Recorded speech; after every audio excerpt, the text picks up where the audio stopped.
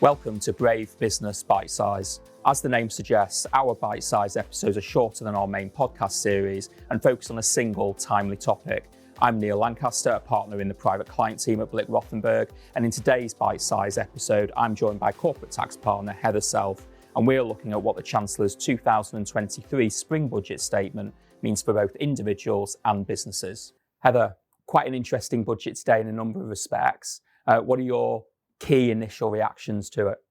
I think it was a very competent budget. Unlike the Kwasi Kwarteng car crash of last year, he's very much trying to reassure the markets. And I think what he's really trying to do is to stimulate some growth in the economy so that when we come to an election, almost certainly next year, he can say, look, everything's getting better. But has he done enough to stimulate growth? Or are these policies really just slow burn items, other than some of the capital expenditure things which we'll come on to? Are they really just slow burn items which don't do enough for growth over the coming years? It's always difficult to actually stimulate growth. I think the stuff on childcare, if they can make it work, I think that could be huge, because I think there's a lot of people on average earnings who would like to get back into the workforce, but childcare is just too expensive. On the business side, we'll come back to what the detailed changes are, but the boost to investment spending for big businesses could be a real help, again, if they actually have the money to spend. Yeah, and you talk about getting people back to work, and of course there were two key policies there. One was the pensions reliefs, which we'll come on to in a moment, and one was the childcare. So on the pension side, we've uncapped effectively the lifetime allowance for pensions. So whereas you could only previously save up to 1.07 million into your pension without paying a large lifetime allowance charge, now that's been uncapped to an unlimited amount. The annual allowances have also increased from 40 to 60k. And as you say, there have been some changes as well on the childcare side. So on the pension side, I think it's important to say that this is only going to affect those who are already earning a decent amount. I believe the average personal pension pot in the UK is only about £30,000. This is not aimed at the man in the street or the woman in the street, but somebody who is particularly a hospital consultant, where for them, they're on a very generous final salary scheme. They were hitting this ceiling and they were saying, it's not worth working anymore. I might as well retire and enjoy doing something else. Important for them. Other people it will impact. Quite a lot of civil servants are still on pretty generous pension schemes. If you're a civil servant, you've been in the civil service for most of your working life and you're earning perhaps 60 to 80,000, this will help you. And the other people are people who've got their own pensions, not final salary schemes, but personal pension schemes, who are earning decent sums of money. So partners in big accounting and law firms, entrepreneurs, they can save more readily into their pensions, and the annual contribution, the ceiling's gone up from 40 to 60, which is a big increase. And there's also another little tweak hidden away, that if you had drawn some money back from your pension, you could only put £4,000 a year in. Now it's going to be 10,000. So I think for people at the higher end of the income scale, this is really going to encourage them to put more into their pensions. That's right, and I think that latter point really hits people earning over 300,000 or more. Yes, yeah. Absolutely. Whether that's going to make them come back to work sooner, I'm far from convinced. It might stop some people who were getting close to the ceiling from retiring, but other people who actually have got a goal of retiring to do other things, this lets them save for their pension faster. They might retire earlier, so it's a bit contradictory.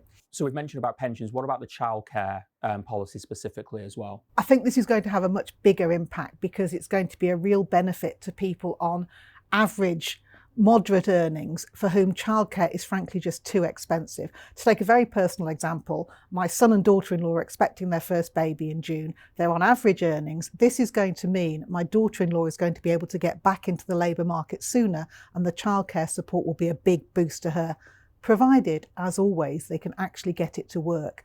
You're going to need more people working in nurseries. You're going to have to pay them enough, and the nurseries getting the subsidy payments from government, that's going to go up, but it still needs to be enough for them to actually provide the care.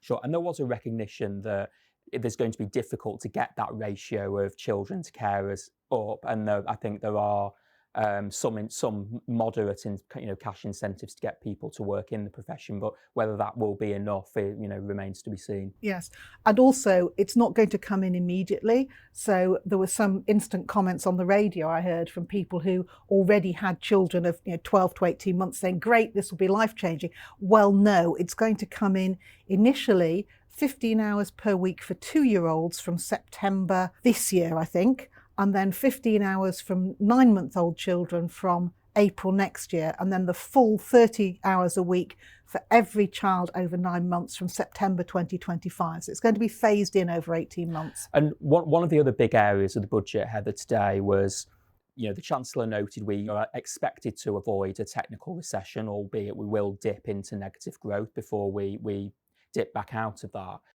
But over the next 12 to 18 months, the Chancellor is clearly trying to get big corporates to spend in the economy. Many companies clearly get full tax relief already for their capital expenditure, but we've now had announced for a period of 3 years today this full capexing or full expensing of capital expenditure. Maybe you could give your thoughts on that. Well, it's actually going back to the system we had up to 1984. So we're going a long way back in the tax system. We've got a higher rate of corporate tax. It's going to be 25%, and that's only for businesses earning more than at least 50,000 a year. If you're a small business, the rise doesn't affect you. And then if whatever a large business spends on its capital expenditure, it can set off in full against its tax bill.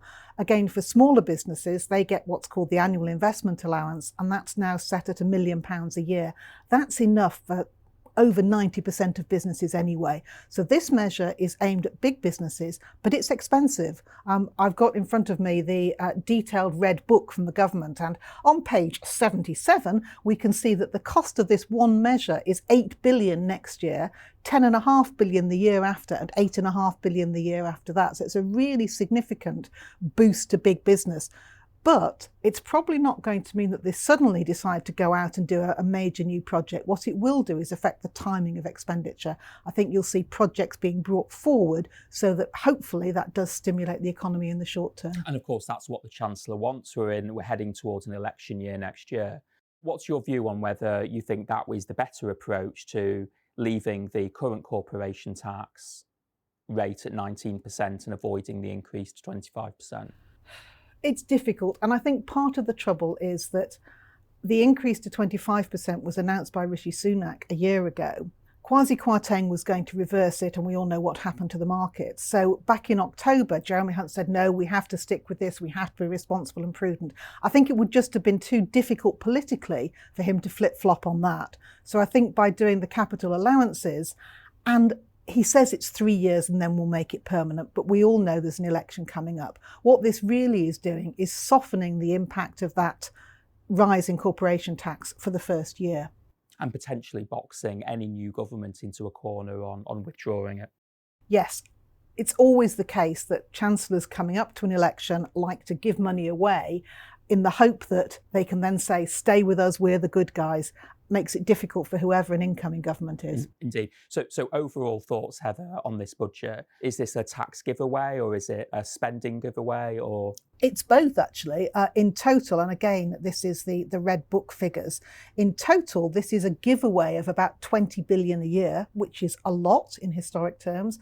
And of that, it's roughly 7 or 8 billion on spending policy and 12 to 13 on tax policy. So on spending, I think the big one is additional money for defence. He's still being quite tight on other department budgets. We're not seeing a lot more money for social care or to resolve the pay disputes in education and so on. Although in fairness, we do know that this is a pre-manifesto budget. We do. He does have a lot of powder left dry after tax receipts from January this year. Yes. So arguably he may well be leaving much of the spending giveaways until after the manifesto has been confirmed. They've got the spending plans up to 2024-25. Again, it's quite embarrassing politically to find money outside the main announcements. I think he's boxed himself into a bit of a corner there. On the tax side, the big one is the capital allowances. The other big one is fuel duty. Yeah. Fuel duty is supposed to go up each year in line with inflation. It's not a percentage of the cost of fuel, so it's not like VAT. If fuel costs £1 and VAT is 20%, they get 20p. If fuel costs £1.50, you get 30p of that. The fuel duty is a fixed amount per litre, and I think it's about 52 point something pence per litre now. So in order just to keep pace with prices generally, it ought to go up by inflation. And that's what the legislation says it will do. But every year since 2011, chancellors have gone, no, we'll freeze fuel duty this year, apart from last year when they cut it by 5p. It's incredibly popular because everybody thinks, great, it saves me money, both individual motorists and businesses. But there are two problems, well, a number of problems. The first is that the cut doesn't necessarily get passed on at the pump. Yeah, okay. So the money might just be kept by the big oil companies. The second is that it's absolutely against the net zero agenda and trying to become more green. You're encouraging people to keep using their flipping cars. And the third problem is it's really expensive. That 6 billion or so a year could have been used to fund the NHS, social care and so on. Personally, much as I prefer driving my car to taking the bus, I think that's a poor policy decision. And one final question, Heather, if that's okay. How do you think this budget impacts small businesses compared to other budgets? I think they'll be a bit disappointed, to be honest. They'll like the cut in fuel duty because they'll hope that that will help with their costs generally. The changes to corporation tax don't make any difference to them.